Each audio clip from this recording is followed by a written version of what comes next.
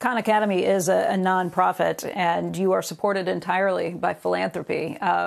Philanthropy's changed a bit. We're seeing some new things, and so are you. You guys have a new NFT that you're going to be the beneficiary of. You want to tell us a little bit about it? Yeah, this is one of those interesting things that show up on our table every now and then. This group, Parallel, which makes these science fiction NFT trading cards, they reached out to us several weeks ago and said, hey, we auction off these masterpiece NFTs, and we'd like to donate all the proceeds to Khan Academy. So whenever we see something like this, we're like, what's the catch here? But they've been genuine. And in the past, this is a picture of it right over here. It's called Inspiring Teacher, which we're flattered that they made an NFT that's kind of connected to Khan Academy in this way. But in the past, these have auctioned off for several hundreds of thousands of dollars, all the way up to over $1 million.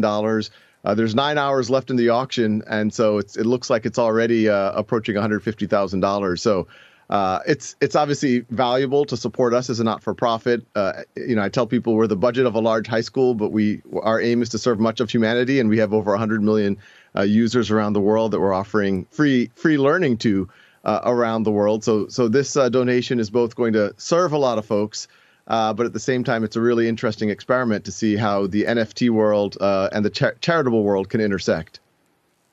It's not the first time you're doing something that's kind of new and out there. I mean, you've been getting cryptocurrency for a long time for part of your philanthropic donations, right?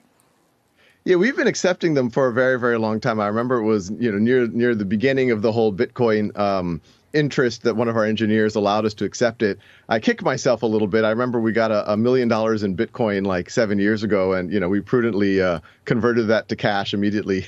So Khan Academy would have had a larger endowment had we had that. But yeah, we always we want to innovate when it comes to education, when it comes to learning, but also new ways to be a not-for-profit and new ways for people to contribute to what we need to do.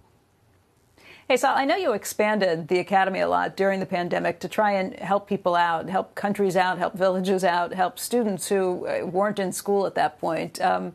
What did it mean in terms of the strains on your budget? What were you able to do? How much of that was able to come from people who were volunteering? And where do things stand right now? Do you have enough to help everybody who needs it? Yeah, when the pandemic hit, you can imagine a lot more people were relying on Khan Academy. We went from about 20 million learners a month to about 30 million learners a month. We went from about 30 million learning minutes per day on the platform to at the peak when the school started closing physically to almost 80, 90 million learning minutes per day.